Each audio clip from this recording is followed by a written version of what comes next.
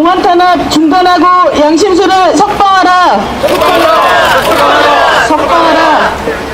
네, 저희 민감하면서 자주 외치는 그건데요. 네, 국가보안법 철폐하고 양심수를 석방하라. 석방하라. 석방하라. 네, 예, 한 번만 더 외쳐볼까요? 박근혜 정부는 양심수를 전원 석방하라. 석방하라. 석방하라. 석방하라.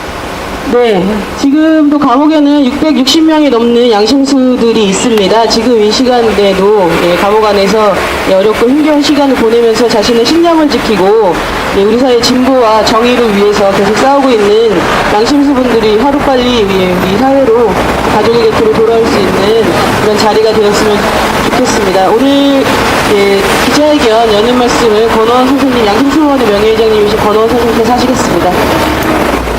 8월 달에 들어섰습니다. 8월은 8.15 광복절이 있는 달이죠. 광복절의 의미는 새삼스럽게 얘기할 필요가 없습니다. 우리가 일제 식민지 지배로부터 민족 해방과 조국 광복을 이룩한 날입니다. 양심수와 관련해서 생각할 수 있는 문제는 억압으로부터의 해방입니다. 그러니까 오늘 양심수 문제와 결부시킨다면은 부당한 권력의 압제로부터 인간의 해방입니다. 지금 많은 사람들이 감옥에 갇혀 있습니다. 아까 사회자가 얘기했듯이 625명이 되는 양심수들이 지금 감옥에 갇혀 있습니다. 국가보안법에 의해서, 그런 노동운동을 위해서, 양심적 병역 거부를 했다 해서, 또 그 외에 여러 가지 사회 활동을 하다가 부당하게 구속된 사람들입니다. 그런데 오늘 이 감옥이라는 곳이 반드시 철조망 안에만 있는 것인가? 최근에 언론 보도를 통해서 알 수 있습니다. 군대 내에서의 인권 침해, 그것은 침해 정도가 아니라 살인죄였죠. 그리고 무엇보다도 우리 가슴을 아프게 하는 세월호 참사, 이것이 다 인간의 존엄과 가치를 없이 여기고 이윤 추구 사회가 저질러진 여러 가지 피해였습니다. 그래서 우리 전체가 인간의 존엄과 가치를 존중하지 않는다면은 감옥에 있던 밖에 있던 우리 생명과 존엄은 언제든지 해칠 수 있을 수밖에 없습니다. 그럼에도 불구하고 오늘 우리가 이 자리에서 양심수 전원 석방, 사면 복권을 외치고 있는 것은 8.15 광복절을 맞이해서 감옥에 있는 무엇보다도 가장 급하게 인신 구속당하고 있는 양심수들을 전원 석방하고 사면 복권을 촉구하기 위해서입니다. 우리는 이 자리를 8월달마다 하고 있습니다만은 오늘 우리 주장도 청와대가 들으리라고 생각지는 않고 있습니다. 그럼에도 불구하고 우리가 외치는 것은 우리 사회의 이런 반생명, 반인권 행태에 대한 고발이고 무엇보다도 국가 권력에 의해서 부당하게 구속되어 있는 양심수들을 세상에 알리는 그 역할을 하기 위해서 이 자리에 모였습니다. 오늘 기자회견을 마치고 우리들이 양심수 현황과 왜 석방해야 되는가, 왜 사면 복권해야 되는가를 청와대에 알릴 것입니다. 오늘 이제 이 자리에서는 여러 사례들이 발표될 것이기 때문에 제가 일일이 다 얘기는 하지 않겠습니다. 그러나 무엇보다도 최근에 작년 8월 18일 이후에 이른바 내란음모 사건, 민주주의를 파괴하고 인권을 유린한 가장 전형적인 사건으로 지금 7명이 재판을 받고 있습니다. 오는 8월 10일에는 선고 공판이 있게 됩니다. 과연 이 나라에서 이 재판부가 과연 법과 양심에 따라서 양심적으로 판단을 할 것인지 정말 우리가 지켜보지 않을 수 없게 됩니다. 그런 의미도 오늘 이 자리에서 표현할 것입니다. 오늘 이 자리에 오신 기자 여러분들, 이것이 단순한 양심 석방이라는 연례적인 구호가 아니라는 것을 이해해 주시기 바랍니다. 이 땅에 부당하게 갇혀있는 자기 양심의 활동에 따라서 활동했던 사람들이 부당하게 갇혀있는 양심수의 전원 석방, 사면복권이야말로 인권을 또 민주주의를 지키는 우리들의 최소한의 외침이라는 것을 이해해 주시기 바라겠습니다. 앞으로 여러분들이 좋은 말씀을 잘 귀담아 주시기 바라고 또 이 언론에서는 좀 진실 보도를 해 주시기 바라겠습니다. 감사합니다.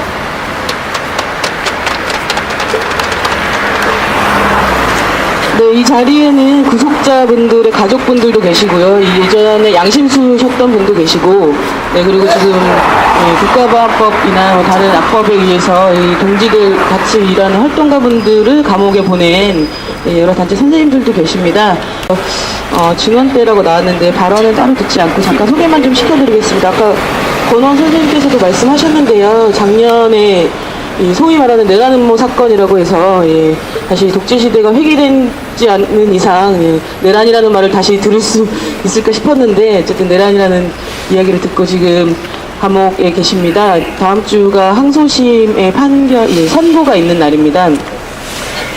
검찰은 7명에게 총 합쳐서 105년을 구형했습니다. 7명의 분에게 그 한반도 평화에 관련된 정세 강연의 자리였는데 그 자리가 내란 음모 자리로 둔갑했고 그 자리에 강연을 들으러 오신 분들은 다 지하 조직원이 돼서 억울하게 지금 옥살이를 하고 계신데요. 가족분들이 많이 오셨는데 오늘 발언은 따로 듣지 않고 간단하게 오신 것만 소개를 드리고 좀 주변에 계신 분들이 힘내시라고 다음 주 잘 된다고 박수 한번 크게 쳐주시면 좋겠습니다. 네, 그 자리에서 듣는 증언 때 발언은 다들 잘 알고 계시겠지만 18대 선거가 부정선거라고 하는 의혹이 많이 있습니다. 그 의혹에 대해서 부정선거라고 이제 주장하시는 분들의 의혹이 뭔지 의혹에 대한 백서가 제작이 됐는데 그 백서 제작과 관련돼서 그리고 1인 시위를 하다가 그 백서 제작 관련된 구속되신 분들의 재판 과정에서 이게 연행되고 구속되신 분들이 몇 분 더 계십니다. 관련돼서 18대 대선 부정선거 백서 관련된 소송인단의 활동가이신 강동진 활동가 분께 여기 있어요. 네. 잠깐 이쪽으로 오셔서 발언을 부탁드리겠습니다. 제가 방송만 하는 사람이어서 두 분 대표님과 실무진 3명이 지금 서울구치소에 지금 잡혀 들어가서 있습니다. 제가 간단하게 다른 설명을 하지 않고요. 가장 심각했던 한영수 대표님의 쓰지 말아야 될 전산 그걸 씀으로써 공직선거법 위반하고 절차 위반을 했고 저희가 1년 동안 소송이 열리지 않으면서 부정선거 백서도 출간을 했지만 공표전 개표방송을 개표 상황표로 보면서 많이 드러냈습니다. 그 가운데 목사님께서 저희랑 같이 하셨던 목사님께서 부정선거 백서는 지금 공서가 되었고요. 또 침범하는 대한민국이라고 해서 개표 상황표로만 아주 심각하다고 해서 몇 개를 제가 뽑아왔습니다. 몇 개만 얘기를 해드릴게요. 이거는 빼도 박도 못하는 증거입니다. 뭐냐면 개표 상황표는 개표 결정서예요. 정치권도 그렇고 선관위도 그렇고 개표 결정서가 잘못됐으면 제대로 바로 잡아야 되는데 지금 그걸 하고 있지 않다는 겁니다. 지금 여기는 서초구 방배사동인데요. 원래 전자기표기 투표지 분류기를 끝나는 시간이 1시 54분이었어요. 새벽 1시 54분이었는데 아시다시피 위원장들이 도장 땅땅땅 찍고 이제 공표를 해도 돼요 하는 시간이 1시 53분이었습니다. 그러면 여러분 투표지 분류기가 54분에 끝났는데 공표된 시간은 53분이에요. 그러면 있을 수 있는 일인가요? 없죠.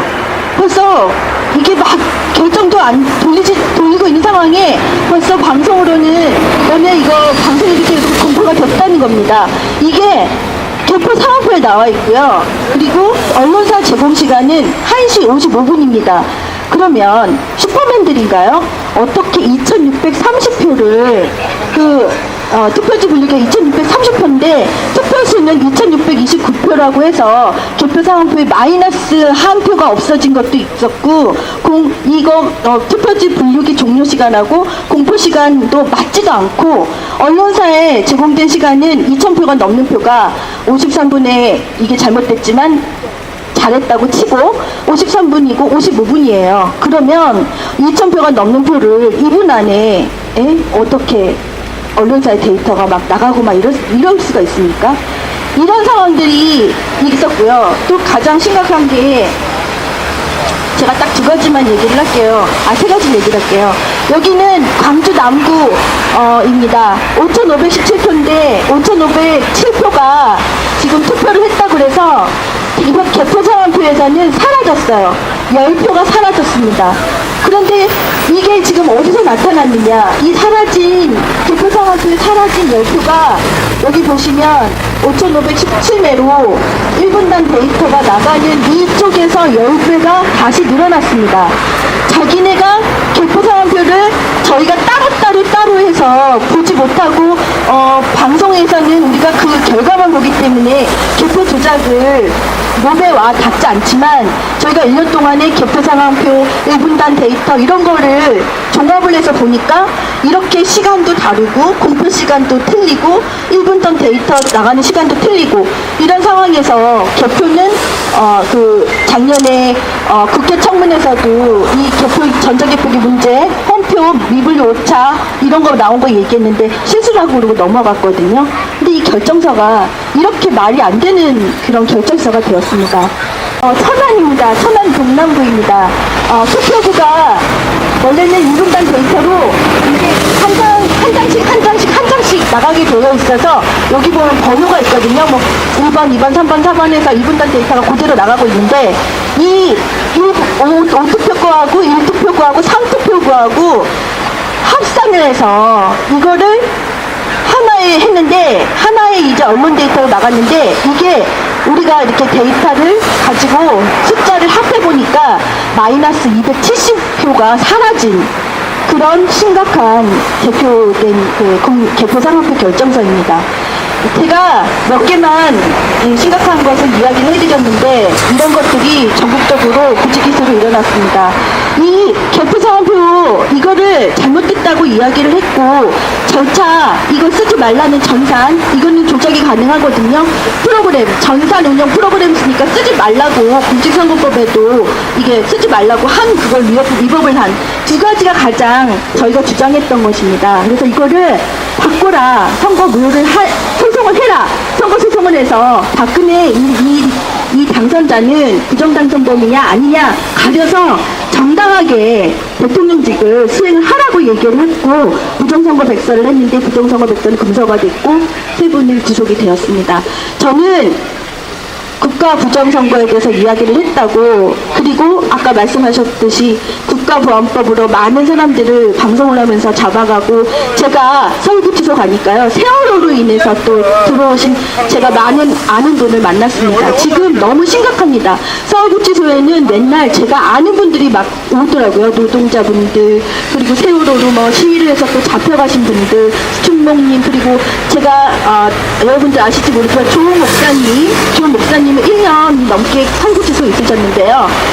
지금 춘천교도소로 살짝 가셨습니다. 그래서 정윤의 이야기가 나와서 그런 것 같습니다. 저는 이것들을 다 바꿔야 된다고 봅니다. 다시는 이런 일들이 없고 양심수들 이렇게 양심 바른 이야기를 하는 사람들이 제대로 대접을 받고 사법의 문제입니다. 선거관리위원장들이 지금 다 대법원에 있는 사람들이에요. 판사들이에요. 그러니까 올바른 판단할 수가 없습니다. 똑같이 이렇게 판사들이 올바른 이런 사법을 세우지 않는 이상은 바꿀 수가 없는데 부정선거 바뀌고 모든 세월호 밝히고 다 이렇게 해서 새로운 대한민국을 만들어 나가야 합니다. 여러분 힘내시고요. 저도 힘내겠습니다. 감사합니다. 좀 너무 길었죠? 네, 지난 대선의 의혹에 대해서 좀 간단하게 설명을 해주셨는데요. 네, 이런 의혹을 가지고 있다고 해서 백서를 만들었다고 해서 구속까지 시키는 것은 네, 과도한 법집행이라고 생각합니다. 예, 그 진보진영에게만 정권의 비판 세력에게만 법을 너무 지나치게 과도하게 적용하는 사례라고 볼 수 있는데요. 네, 하루빨리 석방되시길 바라겠습니다. 이어서 양심적 병역 거부 관련된 말씀 해주실 텐데요. 본인이 이제 실제로 양심적 병역 거부로 예전에 양심수셨고요. 지금도 이 병역 거부 운동을 계속 지속하고 계십니다. 평화활동가고요. 주한미군 범죄근절운동본부 활동가이신 박정경 활동가 모시겠습니다. 네, 제가 감옥을 갔다 온 지 벌써 한 6년 정도 지났는데요. 오늘 아침에도 나오는 길에 그 감옥에서 받은 편지를 읽으면서 왔습니다.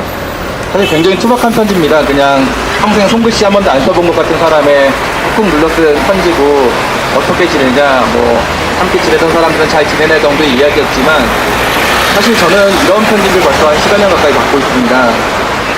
매년 반복되는 이 8.15 직전의 기자회견도 마찬가지겠지만, 저희에게는 매년 그렇게 누군가 알고 지내던 친구들이 감옥에 가고 그 친구들의 편지를 받아야 하는 시간이 끊이지 않고 있습니다. 저는 감옥 생활하면서 잠깐 들었던 이야기를 먼저 꺼내려고 하는데요. 저는 감옥에서 치사장에 있었습니다. 감옥에 있으면 보이는 것들이 하나 있습니다. 치사장에 있으면 사람들의 숫자를 체크하는 게 가장 중요한데요. 오늘 몇 명의 사람들이 밥을 먹을지. 그런데 신기하게도 감옥, 제가 있던 성동구치소에는 늘 일정한 사람들이 감옥에 있었습니다. 늘 1,500명에서 2,000명, 거의 대부분은 1,700명에서 1,800명 정도가 늘 감옥에 있었습니다. 근데 사실 경험적으로 제가 1년 반 가까이 감옥에 있으면서 늘 비슷한 숫자가 감옥에 있다는 게 너무나 신기했습니다. 저는 그걸 교정행정이라고 나중에 알게 됐습니다. 감옥에 사람이 없으면 더 많이 잡아들이고, 감옥에 사람이 넘치면 가석방이나 다양한 제도를 통해서 감옥 밖으로 일정한 숫자를 유지하는 것들이 누군가는 교정행정이라고 부르더군요. 근데 양심세의 문제도 비슷합니다. 저도 감옥에 있는 동안 여러 가지 단체의 소식지를 받았지만, 특히 민가협 등으로부터 받았던 양심수의 이제 명단들을 읽어보는 게 그 한 달 한 달의 또 중요한 일과였습니다. 근데 신기하게도 양심수의 숫자도 늘 일정하게 혹은 늘어나거나 줄어들긴 해도 늘 많은 숫자들이 감옥에 있었던 것 같습니다. 저는 병역거부자의 숫자들은 더 분명하게 알고 있는데요. 매년 500여 명의 병역거부자들이 있었고 10년 동안 변하지 않고 있습니다. 늘 이렇게 수많은 사람들이 감옥에 있어야 되는 사회가 건강한 건가 늘 그런 질문을 하게 됐는데요. 최근에 뉴스를 보면서 또 하나 깨달은 것들이 있습니다. 많이들 아시겠지만 최근에 윤일병 사건 아시겠죠? 저는 그 사건을 보면서 뭐 사람들은 가해자 몇몇 사람들에게 집중할지 모르지만 저는 이런 생각도 해봅니다. 감옥을 갔다 오건 갔다 오지 않고 우리가 너무나 잘 알고 있는 것들이 있죠. 소위 군대에서 고문관이라고 부르는 사람들, 군대의 구타, 그리고 얼마나 군대가 폭력적인 사회이고 대부분의 남성들이 군대는 두 번 가기 싫은 곳이라고 이야기하는, 바로 그것의 폭력적인 상황들을 이해한다면 지금 윤일병 사건이 다소 문제가 심각하고 굉장히 사건이 크지만 사실 우리 군대 안에서 얼마나 많은 살해되지 않은 윤일병들이 있는가라는 생각을 한번 해보게 됩니다. 그런데 이 많은 윤일병들이 왜 아무런 이야기를 못하는가라고 생각해 본다면 지금 바로 감옥에 있는 600명, 700명의 바로 거부자 때문이 아닌가라고 생각을 하고 있습니다. 군대에 저항했을 때, 그리고 자신의 이야기를 했을 때 감옥에 보내는 사회에서 과연 군대 안에서도, 군대 밖에서도 군대의 문제에 대해서 분명하게 얘기할 수 있는 사람이 얼마나 되겠습니까? 저는 양심세의 문제도 또 비슷하게 생각할 수 있다고 생각합니다.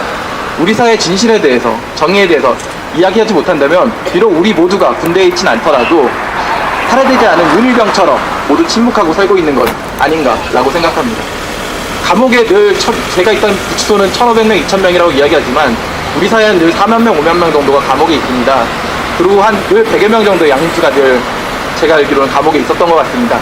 이렇게 감옥에 누군가를 보내놓고 더 많은 사람들을 포로로서 감옥에 가둔 것처럼 침묵시켜야 건강하게 돌아가는 사회라면 과연 우리 사회가 얼마나 지속될 수 있을지 저는 의문입니다.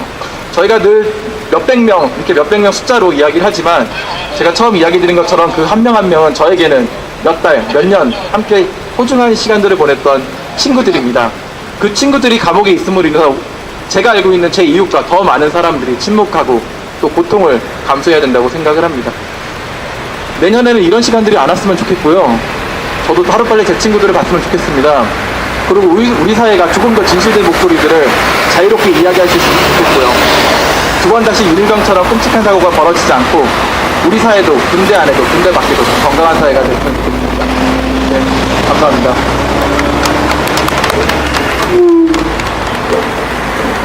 네, 양심적 병역 거부와 관련돼서는 유엔 인권위사회에서도 대체복무에 대한 규정을 마련할 것을 촉구한 바가 있습니다. 예, 무조건 군대로 가야 하는, 군대가 아니면 감옥을 택해야만 하는 이런 상황이 좀 하루빨리 타개되길 바라고요. 예전에 대체복무 관련된 논의가 우리나라에서도 좀 있었는데 선생님 정권이 바뀌면서 그 이후에 좀 흐름이 중단됐다고 알고 있습니다. 배치 복무에 대한 논의도 좀 다시 좀 급속히 재개돼서 다시는 젊은 청년들이 감옥에 가야 하는 그런 안타까운 상황이 발생하지 않기를 바라겠습니다. 와 계신데요. 얼마 전에 민주노총도 사무총장님이 구속되셨다가 다행히 지금 나오셨는데 구속자가 있었습니다. 그리고 아직도 어디 계시죠?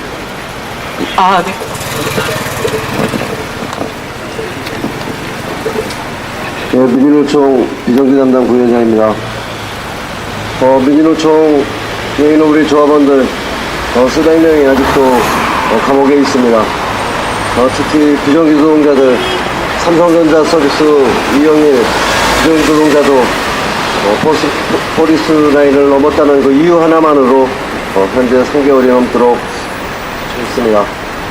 그동안 우리에게는 정규직이든 비정규직이든 노동자들에게는 이 공항산업과 노동산업은 헌법에 보장된 근로기준법도 노동조합법도 우리에게는 떡고물이나 다름없습니다.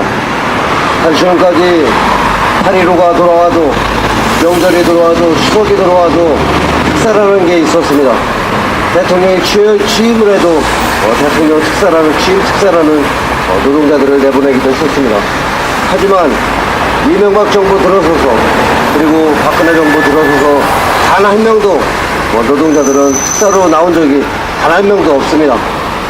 그 노동자들은 대목군도 아니고 자기 직장을 지키고 자기 노동자 활동했다는 그 이유 하나만으로 수년 동안을 감옥을 우호하며 살고 있습니다. 민주노총도 어르신들이 아직도 고통 속에 있는 감옥에 계신 어른들을 기억하고 민주노총도 양심수를 위한 석방운동에 힘껏 투쟁하겠습니다. 고맙습니다.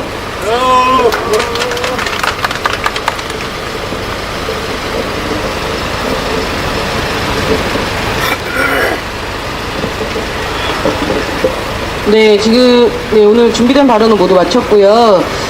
아직도 감옥에 계신 분들 이 더운 여름에 힘들게 감옥 안에서 싸우고 계십니다. 그리고 그분들이 사회에서 이 사회를 바꾸기 위해서 노력하셨던 만큼 감옥에서는 또 감옥의 인권을 개선하기 위해서 또 노력하고 계십니다.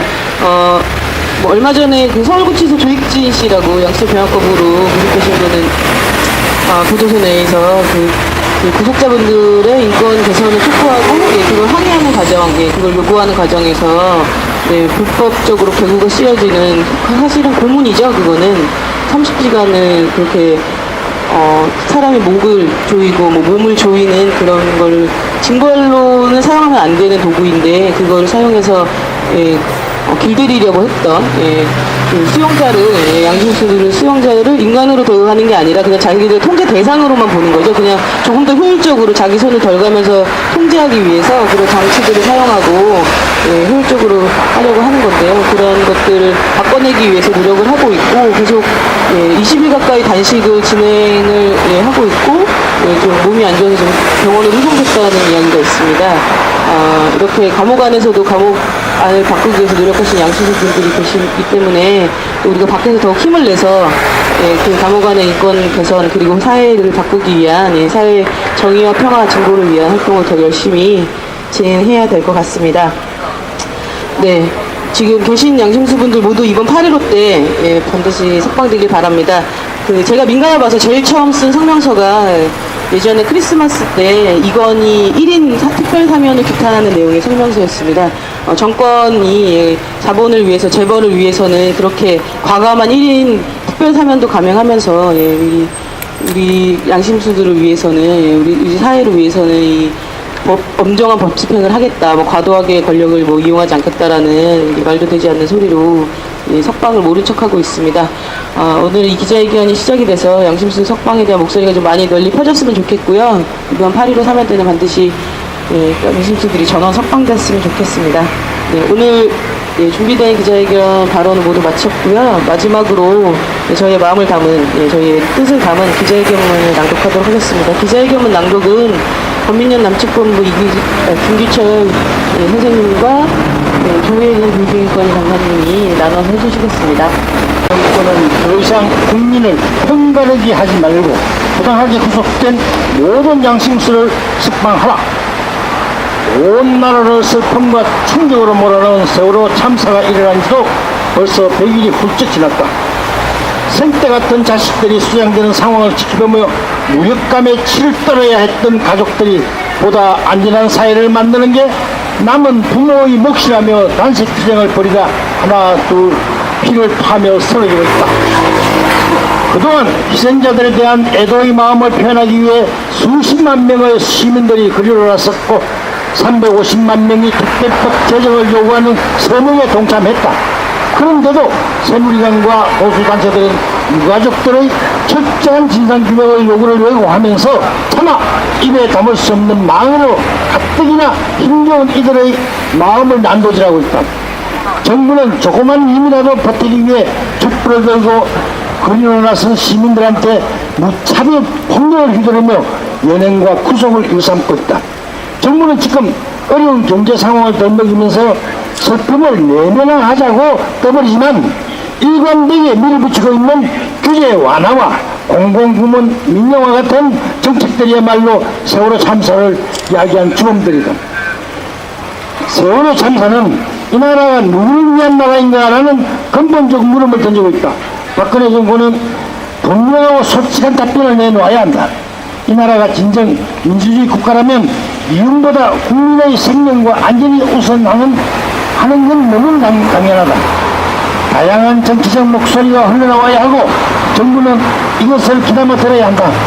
그동안 박근혜 정권은 사회 구조적인 문제를 비판하거나 잘못된 정책에 항의하는 집단이나 개인을 종북으로 몰아 무자비한 인권유린을 저질렀다. 심지어 정부의 세월호 참사 책임을 묻는 시민들까지 종북으로 사자바 비난한다. 이러나 이 정권을 유지하는 것은 바로 종북이다. 이런 갈등을 부추기고 있는 건 박근혜 정권이다. 지금 우리 사회에서 종북은 방공을 대신에 보수 세력을 격추시키고 정부 비판 세력을 마녀 사냥하는 정치 이데올로기로 활용되고 있다. 검찰은 지난 7월 28일 내란 업무라는 엄청난 죄명을 뒤집어씌워 통합진보당 이석기 의원을 비롯한 구속자 7명에게 또한 105년의 징역형을 구형했다. 이 사건은 대선 부정선거 의혹이 사실로 드러나고 촛불 시위가 전국으로 확대된 시점에 범죄 집단인 국정원이 흩어진 악랄한 종북 마녀 사냥 사건이다. 검찰은 재판 내내 내란 업무를 입증할 어떤 유력한 증거도 내놓지 못했다. 한편 국정원 댓글 사건 여성 개표 과정에서 발생한 부정 이 의혹들을 묻고 백수로 발견한 18대 대선 선거 무효소송인단 대표들이 어처구니없게 명예훼손죄로 구속되는 일도 벌어졌다. 사상과 표현의 자유가 극도로 탄압받는 분위기 속에서 노동자 서민들은 경제위기 책임을 뒤집어 쓴 채 피 흘려 정치한 권리들을 박탈당했고 장기 투쟁 현장은 폭력 경찰의 위력 시험장이 되었다.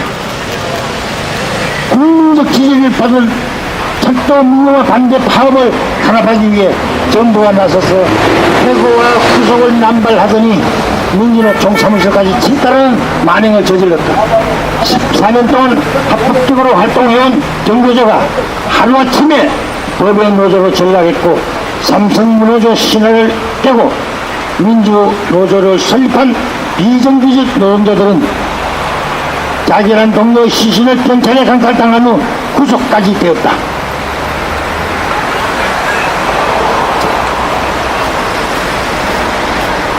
강정과 밀양, 청도에서 정부는 민주적인 절차를 무시한 채 군사기지와 송전탑 공사를 강행했고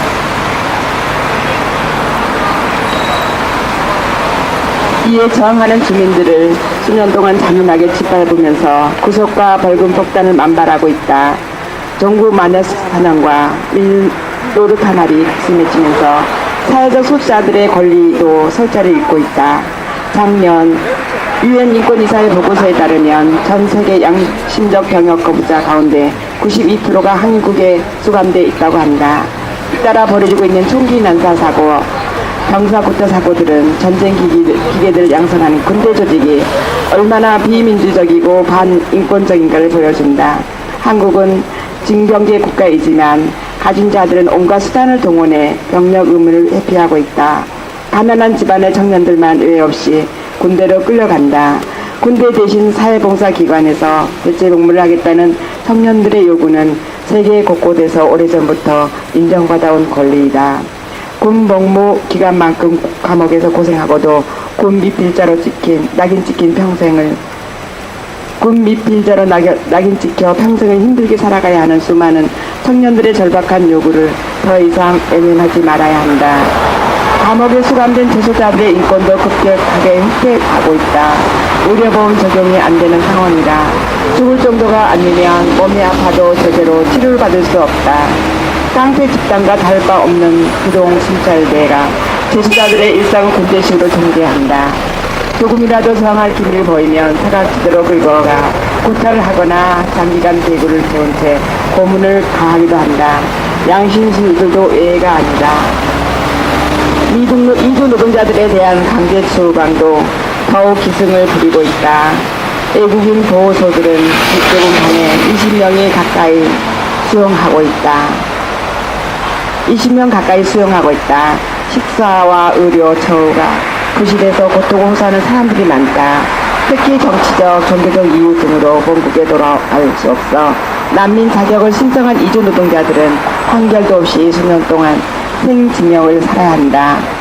지금 전국 감옥에는 양심에 따른 병역 거부자들을 포함해서 662명의 양심수들이 수감돼 있다. 이명박 정권이 일으킨 용산 참사에 항의하다 구속된 전철현 남경남 전 의장은 납득할 수 없는 이유로 억울한 이유로 사면에서 배제된 후 5년째 홀로 감옥살이를 하고 있다. 인도 문제 전문가인 대학 강사 이병진 씨는 억울한 간첩 누명을 쓴 채 6년째 옥고를 치르고 있다. 칠순 고령인 범인은 이규재 의장을 비롯해 평화 통일과 노동자, 빈민 권리 향상을 위해 헌신해온 인사들이 정치적 탄압 사건인 범인련 사건과 왕재선 사건으로 구속돼 장기간 실형을 살고 있다. 장기 수감 중인 양심수들은 가정이 파탄나거나 가족 생계 곤란, 건강 악화로 극심한 고통을 받고 있다. 공안 기관들은 수소한 양심수들한테까지 보안관찰 또는 보호관찰을 명목으로 일상적인 민간 사찰을 강요하고 있다. 파업과 집회, 농성 등 정당한 권리 행사에 대한 벌금 폭탄이 난무하면서 벌금 낼 돈이 없어 감옥에 들어가 놀고 사는 양심수들도 늘고 있다. 박근혜 정권은 비판적인 여론을 잠재우기 위해 국민의 정당한 권리를 탄압하면서 함부로 인신까지 구속한다. 그런다고 저항이 잦아들지는 않을 것이다. 우리는 국민 대통령으로 100% 대한민국을 만들겠다는 대통령의 공약을 상기시키면 정부에 다음과 같이 요구한다. 우리의 요구, 권리 탄압과 살인 형벌 수단으로 구속을 남용하지 말고 헌법상 기본권을 최대한 보장하라. 반인권 악법과 정치적 탄압으로 부당하게 구속된 모든 양심수들을 석방하고 수배와 집행유예 벌금 폭탄으로 고통받고 있는 민주시민들에 대한 사면복권을 즉각 실시하라. 국가보안법을 비롯한 반인권 악법들을 철폐하라. 2014년 8월 5일 공안 탄압 중단 양심수 선언 석방 촉구 기자회견 참가자 일동.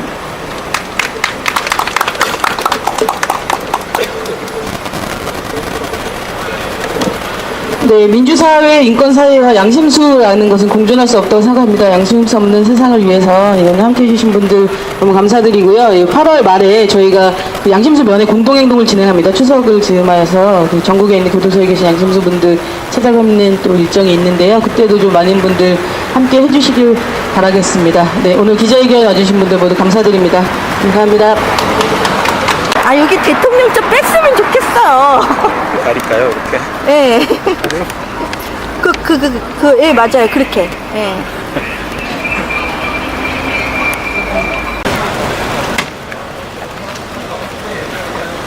올라오세요. 올라오세요. 올라오시오. 올라오세요. 올라오세요. 한 번만 잠깐만 좀 보시면 갑니다.